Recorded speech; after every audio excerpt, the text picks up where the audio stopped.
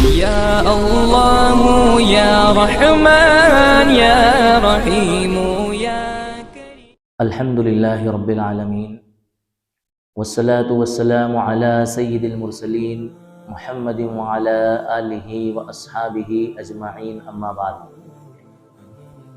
فأعوذ بالله من الشيطان الرجيم بسم الله الرحمن الرحيم لقد كان لكم في رسول الله أسوة حسنة لمن كان يرجو الله واليوم الآخر وذكر الله كثيرا وقال الله تعالى قل إن كنتم تحبون الله فاتبعوني يحببكم الله ويغفر لكم ذنوبكم والله غفور رحيم صدق اللہ العظیم. میرے محترم بزرگوں اور عزیزوں، اللہ تبارک و تعالی نے اس دنیا میں بے شمار مخلوقات پیدا فرمائی، اور ان بے شمار مخلوقات میں سب سے زیادہ اشرف، با کمال، با ہنر، فضیلت والا انسان کو بنایا. اسی لیے اس انسان کو اشرف المخلوقات کہا جاتا ہے. اور اللہ تعالیٰ نے اس انسان کو انسانیت کے دائرے میں رکھنے کے لیے، کیونکہ انسان کے ساتھ کچھ خواہشات، چاہتیں اور اس کی طبیعت کے تقاضے لگے ہوئے ہیں، اس لیے بسا اوقات یہ انسان بھیگ جاتا ہے، بھٹک جاتا ہے. یہ اس کی فطرت کا حصہ ہے. تو اللہ تعالیٰ نے اس کو بھٹکنے سے روکنے کے لیے، واپس سے انسانیت کے دائرے میں لانے کے لیے بے شمار انبیاء علیہم السلام کو اس دنیا میں بھیجا. اور سارے نبیوں نے صرف اسی بات کی محنت کی کہ حقیقی معنی میں انسان کو انسان بنا دیا جائے، اور حقیقت میں انسان انسانیت کے دائرے میں داخل ہو کر کے ایک وحدہ لا شریک اللہ کی عبادت کرے، اس کی پرستش کرے، اس کی پوجا کرے. اسی مشن کو لے کر اللہ رب العزت نے آخری پیغمبر حضرت محمد صلی اللہ علیہ وسلم کو قیامت تک آنے والی انسانیت کے لیے مبعوث فرمایا، اور یہ اعلان فرما دیا خود آپ صلی اللہ علیہ وسلم کی زبانی، لا نبی بعدی، کہ میرے بعد اب کوئی نبی آنے والا نہیں. میری ساری تعلیمات رہتی دنیا تک کے لیے، ہر طرح کی زبان والوں کے لیے، ہر طرح کے رنگ والوں کے لیے، اور ہر طرح کے علاقوں میں رہنے والوں کے لیے کافی اور شافی ہے. اب اس دنیا میں بسنے والا انسان، چاہے وہ کسی بھی طبقے سے تعلق رکھتا ہو، کسی بھی علاقے سے تعلق رکھتا ہو، کہیں بھی زندگی بسر کرتا ہو، ہر انسان کی ایک خواہش اور تمنا زندگی بھر اس کے ساتھ ہوتی ہے، وہ یہ ہے کہ میں دنیا میں کامیاب انسان بن جاؤں. ہر انسان چاہتا ہے مجھے کامیابی ملے، میں کامیاب بنوں، دنیا میں میری شہرت ہو، میرا نام ہو، لوگ مجھے پہچانیں، میری کامیابی کے چرچے ہوں. یہ ہر انسان کیا کرتا ہے؟ کوشش کرتا ہے، اور کرنا بھی چاہیے. کوئی بری کوشش بھی نہیں ہے، بری خواہش بھی نہیں ہے. اب دیکھو، اس طرح کی کوشش کرنے والے انسان دو طرح کے ہیں. ایک وہ انسان ہیں جن کا سارا مقصد ہی صرف دنیا ہے اور دنیا کی کامیابی ہے، آخرت سے ان کو کوئی سروکار نہیں ہے، کوئی بحث نہیں ہے. اور ایک وہ انسان ہے جو دنیا کی کامیابی تو چاہتے ہی ہیں، لیکن ساتھ میں آخرت کی کامیابی بھی چاہتے ہیں. اور یہی اصل کامیاب ہیں، جن کا دونوں مقصد ہے. اس لیے ہمیں دنیا میں دعا میں سکھایا گیا کہ جب ہم اللہ تعالیٰ سے دعا مانگیں تو دنیا اور آخرت دونوں کی بھلائی مانگیں. ربنا آتنا فی الدنیا حسنہ وفی الآخرۃ حسنہ. تو ہمیں دعا میں بھی دونوں جہان کی کامیابی کے بارے میں سکھایا گیا. تو انسان جہاں کہیں اپنی دنیاوی کامیابی کے لیے کوششیں کرتا ہے، وہیں انسان کو اپنی آخرت کی کامیابی کی بھی کوششیں کرنا چاہیے. اب ہر انسان اپنے اپنے اعتبار سے کامیابی کے راستے تلاشتا ہے کہ میں کس لائن کو پکڑوں تو کامیاب ہو جاؤں گا، میں کس فیلڈ میں جاؤں تو کامیاب ہو جاؤں گا، میں کس عہدے اور منصب پر جاؤں تو کامیاب ہو جاؤں گا، میں کس روش پر چلوں تو کامیاب ہو جاؤں گا، میں کون سا طریقہ اختیار کروں جس سے کامیابی میرے قدم چومے۔ ہر انسان کا ایک الگ پلان، ہر انسان کی ایک الگ سوچ، ہر انسان کا ایک الگ طریقہ کار اس کو اپنے آپ کو کامیاب بنانے کے لیے اس کے پاس موجود ہے۔ یقیناً ہر انسان اپنی فیلڈ کے اعتبار سے اپنے طریقہ کار سے کامیابی کی راہوں پر چلتا ہے، لیکن کیا وہ اپنے نہج اور اپنے طریقے پر چل کر مکمل کامیابی تک پہنچ رہا ہے؟ اس کی کوئی گارنٹی نہیں۔ اب انسان حقیقی معنوں میں کامیاب ہو جائے اور گارنٹیڈ کامیاب ہو جائے اپنے راستے پر چلتے ہوئے، تو اس کے لیے ہمارے پاس ایک ہی طریقہ ہے، وہ ہے نہج نبوی، یعنی آپ صلی اللہ علیہ وسلم کی زندگی کا طرز، آپ صلی اللہ علیہ وسلم کی سیرت، آپ صلی اللہ علیہ وسلم کا طرز عمل۔ اللہ تعالیٰ نے ساری انسانیت کے لیے قرآن کریم کو راہ ہدایت بنایا، اور آپ صلی اللہ علیہ وسلم کی سنت کو لوگوں کے لیے نظام العمل بنایا کہ بھئی آپ کو زندگی کے کسی بھی گوشے میں، کسی بھی لمحے میں، کسی بھی فیلڈ میں اگر کسی قائد، کسی رہبر، کسی رہنما کی ضرورت ہے تو وہ کون ہے؟ آپ صلی اللہ علیہ وسلم کی سیرت، آپ صلی اللہ علیہ وسلم کا طرز عمل زندگی کا۔ بھیا بہت ساری شخصیات دنیا کے اندر گزری ہیں، آپ صلی اللہ علیہ وسلم سے پہلے بے شمار انبیاء علیہ السلام آئے ہیں، اور دنیا میں کچھ لوگ ایسے آئے ہیں جنہوں نے بڑے بڑے نام کمائے، بڑے بڑے ان کے دنیا میں چرچے ہوئے، اور لوگ ان کو فالو کرتے ہیں، ان کو مانتے ہیں، ان کی پرستش بھی کی جاتی ہے، پوجا بھی کی جاتی ہے، عبادت بھی کی جاتی ہے، اور ان کو آئیڈیل اور نمونہ بھی بنایا جاتا ہے۔ تو پھر ہم آپ صلی اللہ علیہ وسلم کو ہی کیوں مخصوص کریں؟ یہ بھی ایک سوال بد عقیدہ لوگوں کے ذہن میں آ سکتا ہے۔ ہمارا تو عقیدہ ہے کہ آپ صلی اللہ علیہ وسلم کی زندگی کے بغیر ہماری زندگی کیا ہے؟ ادھوری ہے۔ آپ کے طرز زندگی کے بغیر ہمارا زندگی کا طرز زندگی کیا ہے؟ ادھورا ہے۔ یقیناً آپ صلی اللہ علیہ وسلم سے پہلے جتنے انبیاء علیہ السلام آئے، ان کے اوپر ایمان لانا یہ ہمارے عقیدے کا حصہ ہے اور ہماری زندگی کا فریضہ ہے۔ اللہ تعالیٰ نے قرآن کریم کے اندر فرمایا لا نفرق بین احد من الرسل، ہم ان رسولوں میں سے کسی بھی رسول کے درمیان کوئی فرق نہیں کرتے، اور ان سارے انبیاء علیہ السلام کی تعلیمات بھی برحق ہیں، اور وہ سارے انبیاء علیہ السلام اپنی کچھ خصوصیات کے اعتبار سے ممتاز بھی رہے ہیں، ان کے کچھ اوصاف قابل تعریف اور قابل ستائش بھی رہے ہیں۔ نبیوں کے تو سارے اعمال اور سارے اوصاف قابل ستائش ہوتے ہیں، لیکن کچھ اوصاف بہت زیادہ نمایاں رہے ہیں، اس سے انکار نہیں کیا جا سکتا۔ لیکن آپ صلی اللہ علیہ وسلم ہی کیوں ہمارے لیے قابل تقلید ہیں، قابل اتباع ہیں، اور ان کے ہی اتنے فضائل کیوں ہیں؟ اس کے متعلق بھی اللہ تعالیٰ نے قرآن کریم کے اندر فرمایا تلک الرسل فضلنا بعضهم علی بعض، کہ ہم نے بعض رسولوں میں بعض رسولوں کو کیا دیے؟ فضیلت دی ہے۔ اس معنی کر کے آپ صلی اللہ علیہ وسلم کو دیگر انبیاء علیہ السلام پر اللہ تبارک و تعالیٰ نے فوقیت اور فضیلت عطا فرمائی۔ دوسری چیز یہ ہے کہ زندگی کے تمام اوصاف اور تمام اعمال اقتداء اور اتباع کے اعتبار سے اللہ کے رسول صلی اللہ علیہ وسلم کی زندگی کے اندر شامل تھے، اور آپ صلی اللہ علیہ وسلم نے عملی نمونے کے ذریعے اپنے صحابہ کو ساری رہتی دنیا تک کے لیے جینے کا طرز زندگی سکھا دی۔ پھر بھی اگر ہم یہ چاہیں کہ بھیا ہمیں کوئی ایسا آئیڈیل چاہیے جس آئیڈیل کی ہم اتباع کریں، جس کی ہم اقتداء کریں، جس کی ہم پیروی کریں، جس کے پیچھے پیچھے ہم چلیں، تو کسی کو بھی اپنا آئیڈیل، اپنا مقتدا بنانے سے پہلے اس شخصیت کے متعلق 4 چیزیں دیکھنا ضروری ہوتی ہیں۔ کتنی چیزیں؟ 4 چیزیں. نمبر 1، جس شخصیت کو ہم اپنا آئیڈیل بنا رہے ہیں اس کی تاریخی حیثیت مسلم ہو. کیا ہو؟ مسلم.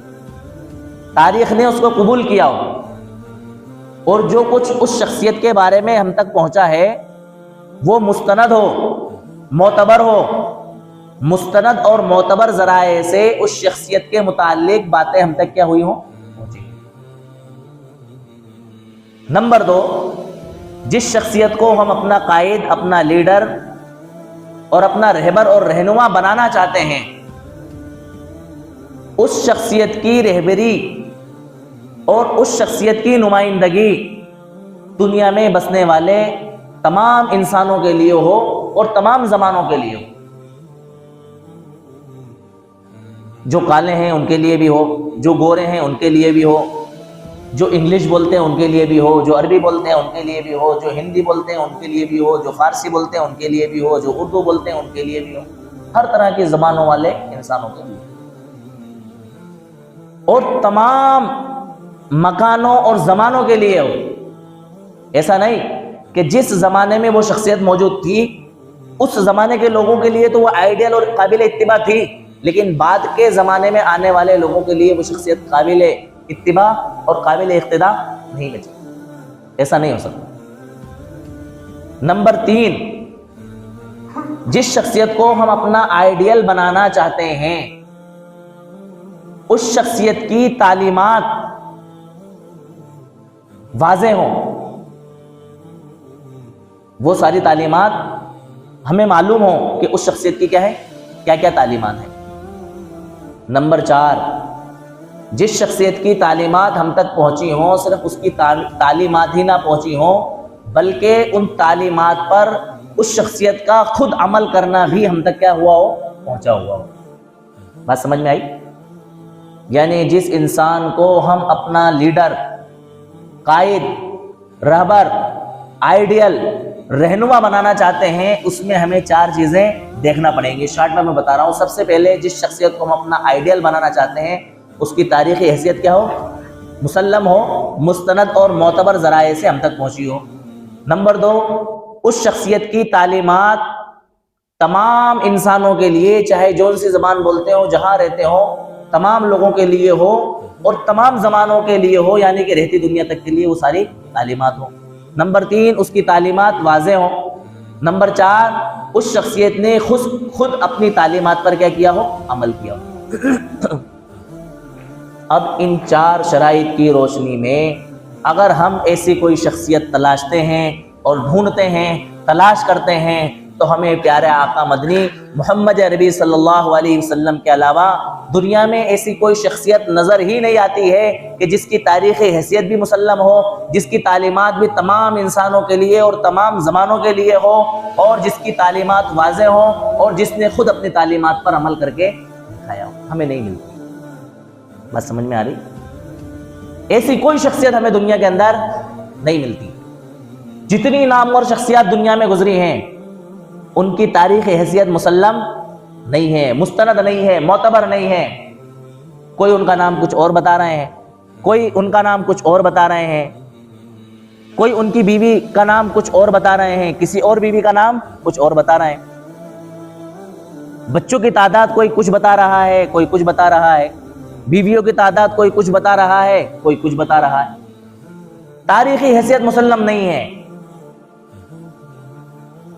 اور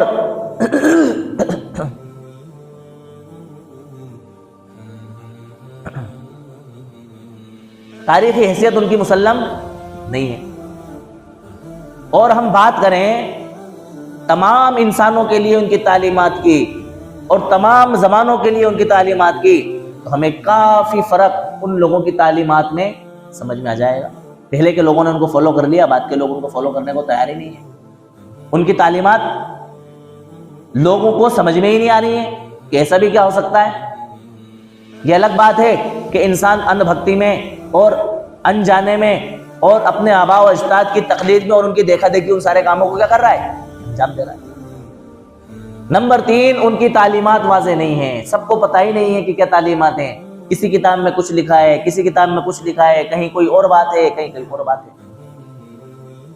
نمبر 4، ان شخصیات کی تعلیمات تو واضح ہیں، یا ان شخصیات کی تعلیمات ان لوگوں تک پہنچی بھی ہیں، لیکن ان شخصیات کے بارے میں اگر دیکھیں تو خود انہوں نے وہ کام نہیں کیا ہے، وہ کام خود انہوں نے نہیں کیا ہے۔ ان کی تعلیمات ہیں کہ بھائی ایک شادی سے زیادہ شادی نہیں کی جا سکتی، لیکن جب ان کی تاریخ اٹھا کر کے دیکھی جائے تو انہوں نے خود نے 4 5 شادیاں کی ہوئی، یعنی کہ ان کا عمل ان کی تعلیمات کے کیا ہے؟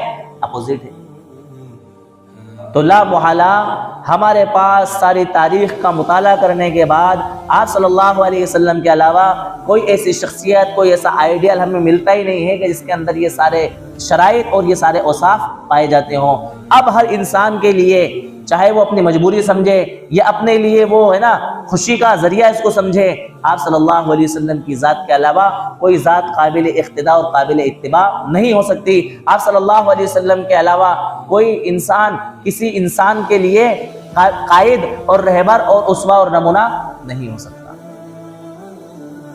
تو ہم انسانوں کا، خصوصاً مسلمانوں کا یہ فریضہ ہے کہ ہم آپ صلی اللہ علیہ وسلم کی سیرت کو اور آپ صلی اللہ علیہ وسلم کے طرز زندگی کو اپنی زندگی میں اتاریں اور اپنی زندگی میں اس کو لانے کی کوشش کریں۔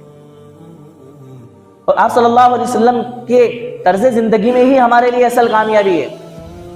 جنہوں نے آپ صلی اللہ علیہ وسلم کا طرز زندگی اپنایا وہ کامیاب ہوئے، دنیا نے دیکھا ان کی کامیابیوں کو۔ صحابہ کرام نے آپ صلی اللہ علیہ وسلم کے اشاروں کو سمجھا، آپ کی منشا کو سمجھا، آپ کیا چاہتے ہیں ان چیزوں کو سمجھا اور اس کے اوپر عمل کر کے دکھایا۔ دنیا نے دیکھا، کامیابیوں نے ان کے قدم چومے۔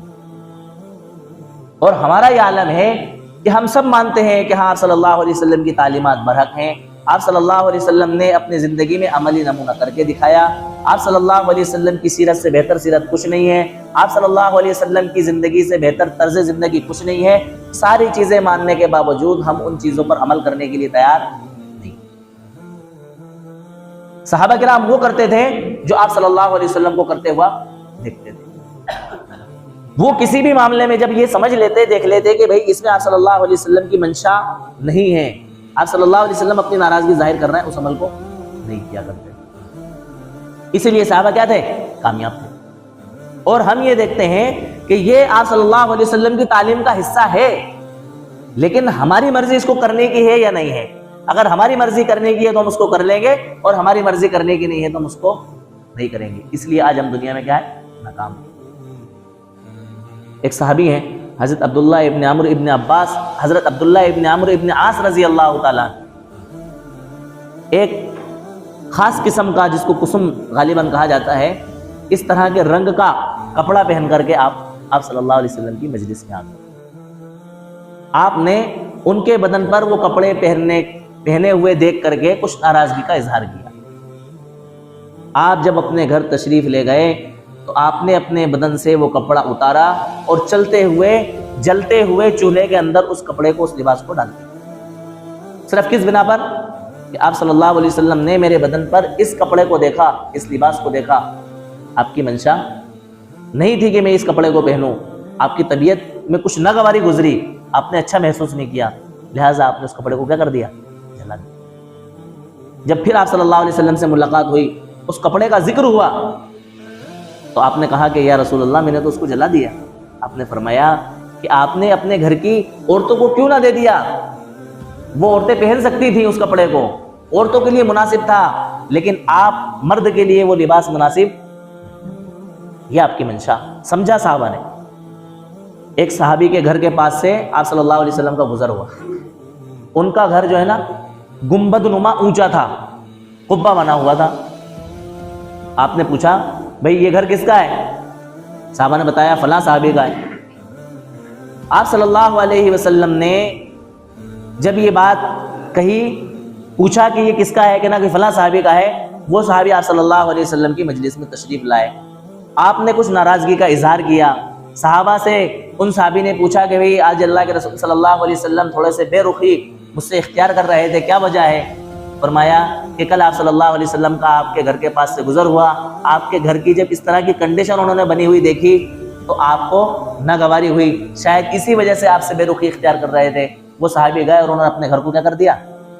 زمین سے ملا دیا، مسمار کر دیا، گرا دیا گھر کو. پھر آپ صلی اللہ علیہ وسلم کا گزر ہوا اس مکان کے پاس سے. پوچھا وہ گنبد نما، قبہ نما جو عمارت یہاں پر کھڑی ہوئی تھی اس کا کیا ہوا؟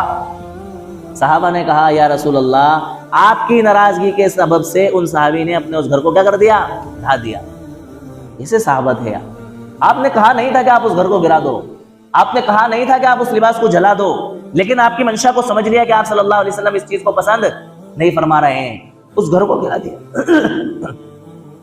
آپ نے فرمایا کہ ضرورت سے زائد عمارت انسان کے لیے وبال ہے.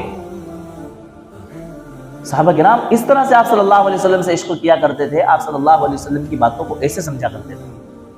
حضرت حذیفہ بن یمان رضی اللہ تعالیٰ عنہ بادشاہ کے دربار میں ہیں. پہلے بھی میں نے ایک مرتبہ یہ واقعہ بتلایا.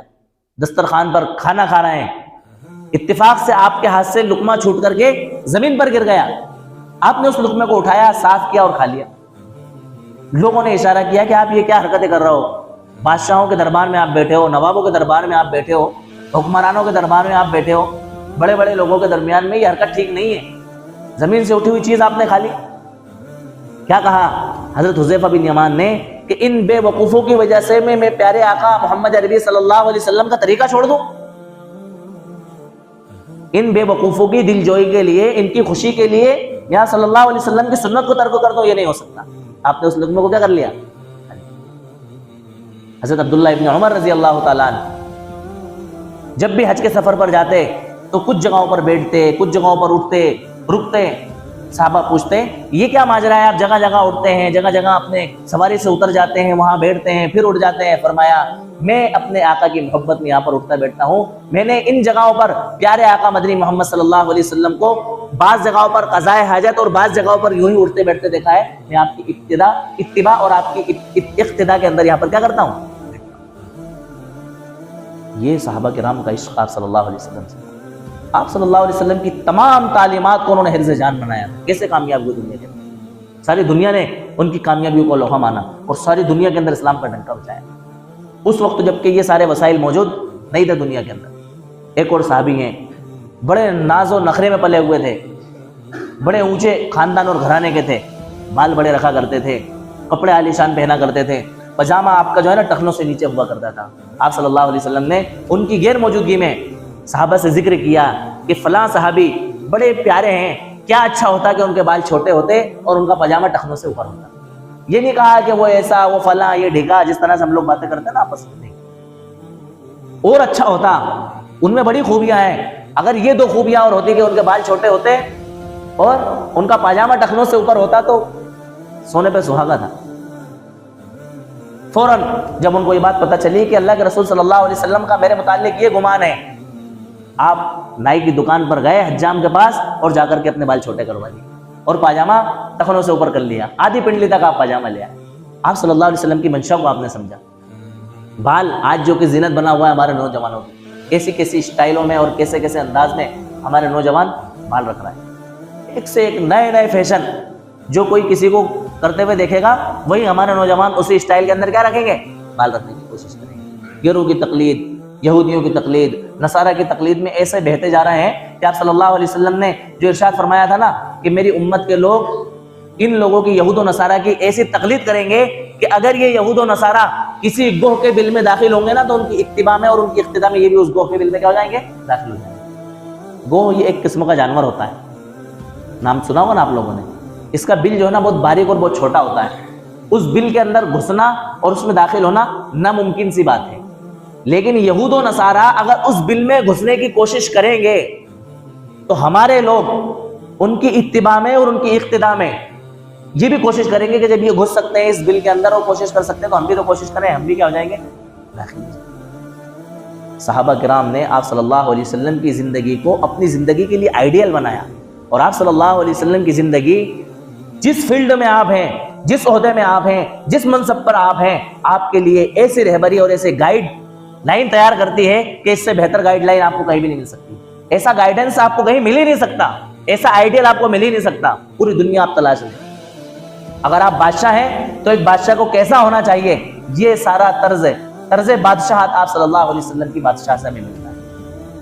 اگر آپ کسی جگہ پر جیت جاتے ہیں تو ایک جیتے ہوئے انسان کو کیسا محسوس کرانا چاہیے لوگوں کے سامنے، اس کا طرز جو ہے نا ہمیں آپ صلی اللہ علیہ وسلم کی جیت سے ملتا ہے۔ آپ بادشاہ ہونے کے باوجود بھی آپ کی سادگی کا کیا عالم تھا، یہ بادشاہوں کو سبق ملتا ہے کہ ہمیں کیسی سادگی اختیار کرنا چاہیے۔ آپ صلی اللہ علیہ وسلم کا اپنی رعایا کے ساتھ کیا رویہ تھا، ان لوگوں کو جن کے ماتحت لوگ کام کرتے ہیں یا جو کسی عہدے پر فائز ہیں، کسی منصب پر ہیں، ان کے لیے سبق ملتا ہے کہ ہمیں اپنی رعایا کے ساتھ کس طرح کا برتاؤ کرنا چاہیے۔ اگر آپ فقیر ہیں تو آپ صلی اللہ علیہ وسلم کی فقیری اور محتاجگی سے سبق ملتا ہے کہ ہمیں کیسے رہنا چاہیے۔ آپ صلی اللہ علیہ وسلم کو کبھی اعلیٰ قسم کی کھجوریں میسر نہیں ہوئی، 2 مہینے تک کبھی کبھار آپ کے گھروں میں جو ہے نا چولہا نہیں جلا ہے۔ ایک فقیر آپ صلی اللہ علیہ وسلم کے فقیری زندگی کو دیکھ کر کے اپنے لیے تسلی کا سامان فراہم کر سکتا ہے کہ جب دونوں جہان کے سردار اتنے دن بھوکے اور پیاسے رہ سکتے ہیں تو میرے لیے بھوکا رہنا کوئی بڑی بات اور غریب رہنا میرے لیے کوئی عیب کی بات۔ آپ صلی اللہ علیہ وسلم جب آپ نے مکے کو فتح کیا، قسم خدا کی آپ صلی اللہ علیہ وسلم کے علاوہ اگر کوئی ہوتا تو نہ جانے کتنے جتن کرتا، کتنا اتراتا اور پتہ نہیں کیا کیا خرافاتیں ہوتی۔ آپ دیکھتے ہو نا، چند ایک ووٹ سے اگر کوئی انسان جیت جائے تو اس کی جیت کا کیا جشن ہوتا ہے اور کیا عالم ہوتا ہے۔ آپ فتح مکہ میں جب سوار ہوئے تو آپ اپنے اونٹ پر اس طرح سے جھکے ہوئے تھے کہ آپ کی گردن جو ہے نا اونٹ کی گردن سے مل رہی، عاجزی اور انکساری کے ساتھ۔ یہ کسی بھی جیتنے والے انسان کے لیے سبق ہے کہ جیتنے والے انسان کو اپنی جیت کا جشن کیسے منانا چاہیے۔ اور اعلان فرما دیا، عام معافی کا اعلان فرما دیا۔ یہاں تو بدلہ لیتے ہیں لوگ جیتنے کے بعد، ان لوگوں سے جنہوں نے ان کو ہرانے کی کوشش کی ہے اور پلانے کی ان سے کیا کرتے ہیں، بدلہ لیتے ہیں۔ لیکن وہاں جیتنے کے بعد انہوں نے ان لوگوں کو جنہوں نے زندگی بھر ستایا، پریشان کیا، اپنا وطن چھوڑنے پر مجبور کیا، آپ صلی اللہ علیہ وسلم نے ان کے لیے کیا کر دیا، معافی کا اعلان کر دیا۔ آج کے دن کسی سے کوئی بدلہ نہیں لیا جائے گا۔ تو یہ ہمیں آپ صلی اللہ علیہ وسلم کی زندگی سے سبق ملتا ہے۔ اگر ہم شوہر ہیں تو ہمیں شوہر ہونے کی حیثیت سے کیسے رہنا ہے، آپ صلی اللہ علیہ وسلم کے طرز زندگی سے، آپ کی ازدواجی زندگی سے ہمیں سبق ملتا ہے۔ حضرت خدیجہ رضی اللہ تعالیٰ عنہ کی زندگی، حضرت عائشہ رضی اللہ تعالیٰ عنہ کی زندگی، تمام امہات المؤمنین کی زندگی کے ساتھ آپ کا کیا رویہ رہا؟ آپ نے فرمایا انا خیرکم لأہلی، تم میں سب سے بہتر مرد وہ ہے جو اپنے گھر والوں کے ساتھ اچھا رویہ اختیار کرے، اور فرمایا میں سب سے بہتر اپنے گھر والوں کے ساتھ کیا کرتا ہوں، رویہ اختیار کرتا ہوں۔ اگر آپ باپ ہیں تو باپ کو کس حیثیت سے رہنا چاہیے، یہ حضرت زینب، ام کلثوم، حضرت فاطمہ، ان آپ کی صاحبزادیوں کی زندگی سے ملتا ہے کہ آپ صلی اللہ علیہ وسلم ان کے ساتھ کس طرح سے رہا کرتے تھے۔ آپ قیدی ہیں، قیدی کو کیسے رہنا ہے بتاؤ؟ کسی رہبر، کسی لیڈر اور کسی قائد کی زندگی میں قیدی سے متعلق تعلیم ملے گی آپ کو کہ قیدی کو کس طرح سے رہنا ہے؟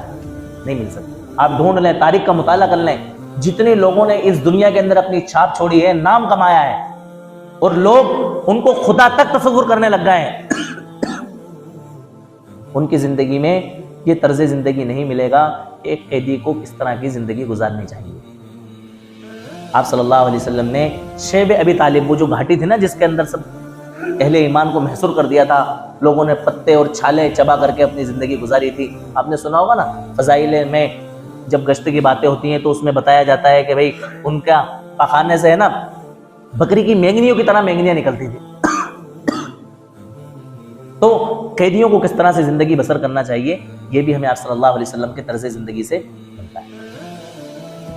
اور بے شمار واقعات میں کتنی مثالیں آپ کو دوں، یعنی کہ زندگی کی ہر فیلڈ کے اعتبار سے، اگر کوئی یتیم ہو گیا، یتیم کو کیسے زندگی گزارنا ہے، یہ بھی آپ صلی اللہ علیہ وسلم کے طرز زندگی سے اور آپ کے در یتیم ہونے سے ملتا ہے۔ مکہ کا در یتیم، آپ کی ماں کا سہارا ٹوٹ گیا، ختم ہو گیا، کیسے آپ نے زندگی گزاری۔ اگر کوئی اکیلا ہے، اس کے ارد گرد اس کے بہن بھائی نہیں ہیں، کوئی اس کے سپورٹ میں نہیں ہے، تو یہ بھی آپ صلی اللہ علیہ وسلم کی زندگی سے سبق ملتا ہے کہ بھئی آپ صلی اللہ علیہ وسلم بھی کیا تھے، اکیلے، آپ کے بہن بھائی نہیں تھے۔ اب کیسے اکیلے انسان کو زندگی گزارنا ہے، آپ صلی اللہ علیہ وسلم کی زندگی اس کے پاس میں۔ بزنس مین ہے، تاجر ہے، ملک شام کا آپ کا سفر ہمیں بتلاتا ہے کہ کس طرح سے انسان کو تاجر ہونا چاہیے اور تجارت کرنا چاہیے۔ آپ کی دیانت، آپ کی امانت، آپ کی صداقت، سارے مکہ نے آپ کے اس کا لوہا مانا تھا، اور آپ اتنے کھڑے تھے کہ لوگ آپ کے پاس آپ کی اپنی امانتیں رکھا کرتے تھے۔ آپ صلی اللہ علیہ وسلم کی حیا ہمارے نوجوانوں کو، مجرد ہیں، اکیلے ہیں، شادی شدہ نہیں ہیں، اس فتنے کے دور میں حیا کا برقرار رکھنا بہت بڑا عمل ہے۔ جہاں انسان کے پاس موبائل جیسی چیز موجود ہے، بے حیائی کی تنہائی موجود ہے، اس تنہائی کے عالم میں اور بے حیائی کا سامان موجود ہوتے ہوئے انسان کی حیا کا بچنا ایک ناممکن چیز ہو گئی، مشکل چیز ہو گئی۔ یہ ایسا ہی ہو گیا جیسا کہ حضرت یوسف علیہ السلام کو زلیخا نے غلط کام پر مجبور کیا، تو حضرت یوسف علیہ السلام نے کہا معاذ اللہ، میں اللہ کی پناہ چاہتا ہوں۔ ہمیں بھی یہ چاہیے کہ جب کبھی موبائل کے ذریعے ہم سے کوئی گناہ اور کوئی نافرمانی ہو رہی ہو، ہم اللہ کی پناہ لیں۔ گویا کہ موبائل کی حیثیت ہمارے سامنے آج زلیخا کی سی ہے۔ کس کی ہے؟ زلیخا کی سی ہے۔ ہم اللہ کی پناہ اس میں لے لیں۔ تو ہم اگر اکیلے ہیں، بے حیائی کا من ہمارے دل میں آ رہا ہے، ہم آپ صلی اللہ علیہ وسلم کی 25 سالہ پاکیزہ زندگی، حیادارانہ زندگی کو اپنی زندگی کے اندر آئیڈیا بنا۔ بھئی 25 سال کی عمر میں حضرت خدیجہ سے آپ کی شادی ہوئی نا، نکاح ہوا، آپ کتنے حیادار تھے؟ کتنے حیادار تھے کہ ایک کنواری لڑکی میں جتنی حیا ہوتی ہے اس سے کہیں زیادہ آپ صلی اللہ علیہ وسلم کی زندگی میں حیا تھی۔ یہ ہمارے نوجوانوں کے لیے سبق ہے۔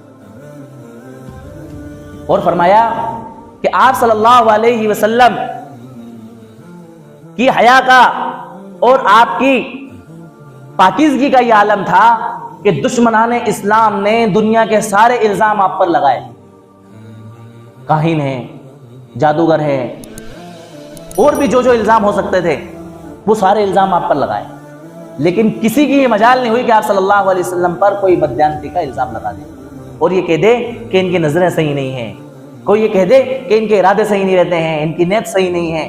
جو بھی کچھ ایک الزام لگانے کے، بے حیائی کے الزام لگانے کے سبب بن سکتے ہیں، اس کی کسی کی کوئی مجال نہیں ہوئی ہے۔ تو میں اپنی بات ختم کر رہا ہوں۔ اللہ تبارک و تعالیٰ نے ہمیں آپ صلی اللہ علیہ وسلم جیسا آئیڈیل، آپ صلی اللہ علیہ وسلم جیسا لیڈر ہمیں دیا ہے۔ آپ صلی اللہ علیہ وسلم کی ساری زندگی رہتی دنیا تک کے لیے اور تمام انسانوں کے لیے ایسا نمونہ اور ایسا آئیڈیل ہے کہ اس کو ہم اپنی زندگی میں اتار کر کے ہم دنیا کے کامیاب ترین انسان بن سکتے ہیں اور آخرت میں بھی کامیاب انسان بن سکتے ہیں۔ اللہ تعالیٰ ہم سب کو عمل کی توفیق نصیب فرمائے۔ وآخر دعوانا الحمدللہ رب العالمین۔